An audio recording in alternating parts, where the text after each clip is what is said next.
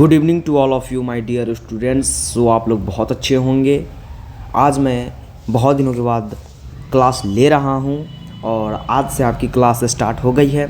जी हाँ दोस्तों, आपका ये भौतिक, जीव विज्ञान, रसायन शास्त्र ऑल चैप्टर, जी हाँ दोस्तों, साइंस का जो है ऑल चैप्टर मैं इस महासंग्राम वाले बैच में कराने वाला हूँ। जी हाँ दोस्तों, चलिए जो है टॉप क्वेश्चन मतलब टॉप 100 क्वेश्चन इस सभी को मिलाकर है।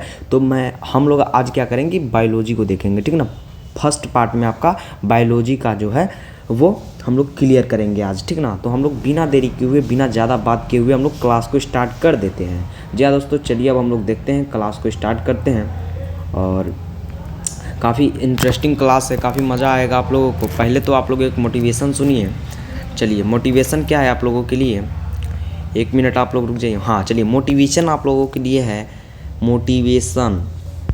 पैसों की तंगी से लोग सिर्फ पढ़ाई छोड़ते हैं। जी हाँ दोस्तों, पैसों की तंगी से लोग सिर्फ पढ़ाई छोड़ते हैं, दारू बीड़ी सिगरेट तो कर्ज लेकर भी पीते हैं। ये सच्चाई है मेरे दोस्त, सच्चाई है, सच्चाई है मेरे भाई। चलिए अब हम लोग जो है अब अपना करते हैं। पहले तो आप लोग श्री गणेशाय नमः एक बार आप लोग जो है एक बार श्री गणेश जी का आशीर्वाद ले लीजिए। इनका आशीर्वाद ज़रूरी है आप लोगों के लिए। चलिए अब हम लोग जो है बायोलॉजी का जो है टॉप 100 क्वेश्चन करेंगे। तो 100 क्वेश्चन तो पूरे साइंस में मिलाकर है। ऐसे एज ए बायोलॉजी का जो है ज़्यादा क्वेश्चन नहीं होगा, 30-35 क्वेश्चन होंगे, जिसमें आप अगर 30 क्वेश्चन है तो आप 25 अगर सही कर लेते हैं तो आपकी तैयारी काफ़ी टॉप लेवल की है, काफ़ी हाई लेवल की है। तो चलिए, हाँ चलिए अब आ गया। चलिए अब हम लोग क्लास को स्टार्ट कर देते हैं मेरे दोस्त। चलिए, कह रहा है बायोलॉजी। जी हाँ दोस्तों, काफ़ी इंटरेस्टिंग चैप्टर होने वाला है ये बायोलॉजी का जो है, काफ़ी इंटरेस्टिंग चैप्टर होने वाला है। चलिए बायोलॉजी, आपका पहला क्वेश्चन कह रहा है कि कोशिका की खोज किसने की थी। काफ़ी इंपॉर्टेंट सवाल है। तो रॉबर्ट हुक ने की थी। कब की थी, तो 1665 ईस्वी में की थी, याद रखिएगा आप लोगों। चलिए आपका नेक्स्ट क्वेश्चन कर रहा है कि पौधे में भोजन निर्माण की प्रक्रिया कहलाती है। तो पौधे में भोजन निर्माण की प्रक्रिया प्रकाश संश्लेषण कहलाती है। आपका बी इज राइट आंसर हो जाएगा, बी इज राइट आंसर हो जाएगा। चलिए आपका नेक्स्ट क्वेश्चन क्या कर रहा है, नेक्स्ट क्वेश्चन आपका कह रहा है कि प्रकाश संश्लेषण के लिए आवश्यक गैस हैं। तो प्रकाश संश्लेषण के लिए जो है हमारे दोस्त कार्बन डाइऑक्साइड बहुत आवश्यक है, कार्बन डाइऑक्साइड बहुत आवश्यक है। आपका सी इज राइट आंसर हो जाएगा। चलिए नेक्स्ट क्वेश्चन पे चलते हैं। आपका नेक्स्ट क्वेश्चन कह रहा है कि प्रकाश संश्लेषण पौधे के लिए किस भाग में होता है। तो प्रकाश संश्लेषण जो है पत्ती में होता है, आप लोग याद रखिएगा। सी इज राइट आंसर हो जाएगा, आपका सी इज राइट आंसर हो जाएगा। चलिए आपका नेक्स्ट क्वेश्चन क्या कर रहा है कि मानव हृदय में कितने कोष्ठ होते हैं। दोस्तों मानव हृदय में जो है 4 कोष्ठ होते हैं। दायां निलय, बायां निलय, मतलब बायां निलय, दायां निलय, बायां अलिंद, दायां अलिंद, ये 4 कोष्ठ होते हैं। तो आप लोग याद रखिएगा इसको, काफ़ी इंपॉर्टेंट है। आपका नेक्स्ट कह रहा है कि मानव शरीर में रक्त का शुद्धिकरण होता है। मानव शरीर में जो है मेरे भाई रक्त का शुद्धिकरण फेफड़ा द्वारा होता है। जो हृदय है वो हृदय जो है एक दायां निलय जो है वो पंप करता है, तो वो अशुद्ध रक्त जो है फेफड़ा में जाता है और फेफड़ा जो है उस रक्त को शुद्ध करता है। तो आप लोग इस प्रक्रिया को याद रखिएगा।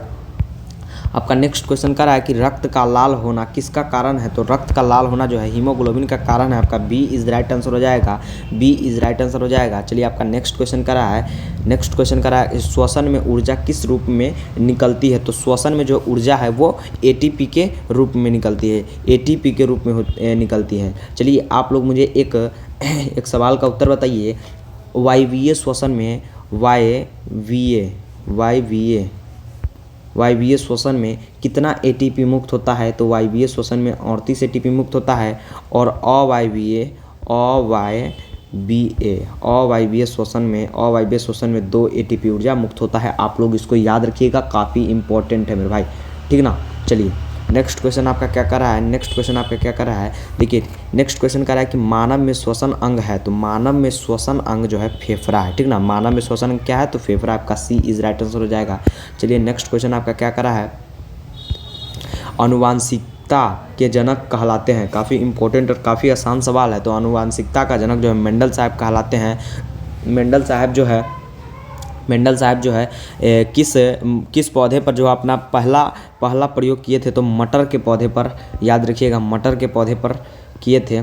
चलिए, आपका गुणसूत्र पाए जाते हैं, तो गुणसूत्र जो है आप लोग बताइए जल्दी जल्दी, गुणसूत्र कहाँ पाए जाते हैं, तो गुणसूत्र कोशिका द्रव में पाए जाते हैं। आप लोग याद रखिएगा, गुणसूत्र कोशिका द्रव में पाए जाते हैं। चलिए नेक्स्ट क्वेश्चन करा कि पौधे में जल परिवहन किसके द्वारा होता है।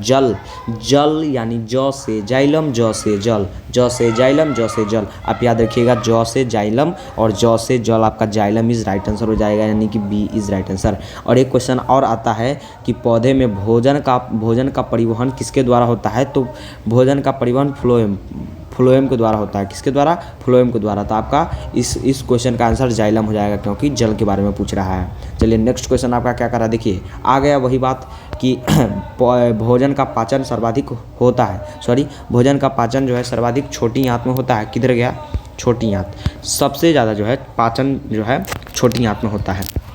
चलिए आपका नेक्स्ट क्वेश्चन क्या कर रहा है, नेक्स्ट क्वेश्चन कर रहा है कि मानव दांतों का कुल संख्या होता है, तो 32 होता है। आप लोग को ये तो बचपन से ही आप लोग जानते पढ़ते आ रहे हैं कि मानव के 32 दांत होते हैं। चलिए आपका नेक्स्ट क्वेश्चन कर रहा है कि पौधे में वाष्पोत्सर्जन होता है, जो पौधा है उसमें वाष्पोत्सर्जन कहाँ से होता है, तो पत्तियों से होता है, ठीक ना, पत्तियों से होता है। आपका सी इज राइट आंसर हो जाएगा। काफ़ी इंपॉर्टेंट सवाल हमने डाले हैं इसमें, तो आप लोगों को सभी प्रश्नों को याद रखना है। आपका नेक्स्ट क्वेश्चन कर रहा है कि मानव में तंत्रिका तंत्र की इकाई है, तो मानव में तंत्रिका तंत्र की जब बात आए तो न्यूरॉन को लगाना है। कहाँ लगाना है?